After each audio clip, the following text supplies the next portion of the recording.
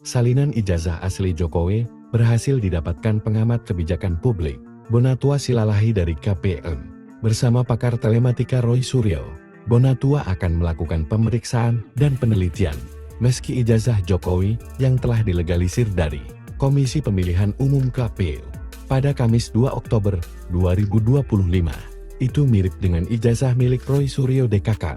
Bonatua menilai momen ini sebagai kemenangan bersama rakyat, karena salinan ijazah yang mencantumkan Jokowi lulus dari Fakultas Kehutanan UGM pada 5 November tahun 1985 itu terima dari pejabat pengelola informasi dan dokumentasi KPE. Sebenarnya yang diundang saya sendiri karena pemohon tunggal, tapi karena saya pikir saya tidak sendiri, saya didukung tim dan Roy Suryo, saya mengajak mereka karena ini kemenangan kita bersama rakyat, ujarnya.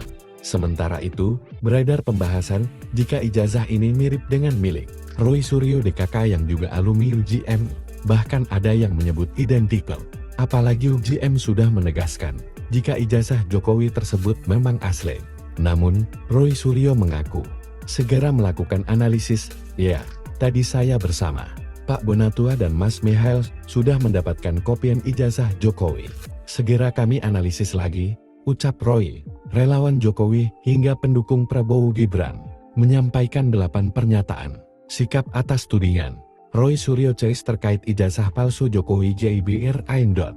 Relawan Jokowi geram dan menuding perbuatan Roy Suryo, Tiva dan Rismon merupakan tindakan teroris. Mengutuk keras tindakan teroris Tiva, Roy dan Rismon, DKK terus-menerus menyebarkan narasi sesat dan menganggap tuduhan teroris terhadap Gibran sebagai upaya pembunuhan karakter politik yang berbahaya, ujar Wakil Ketua Umum Jokowi Mania, Andi Aswan Kamis 2 Oktober 2025. Mereka pun mendesak agar polisi segera menetapkan Roy Suryo CS sebagai tersangka.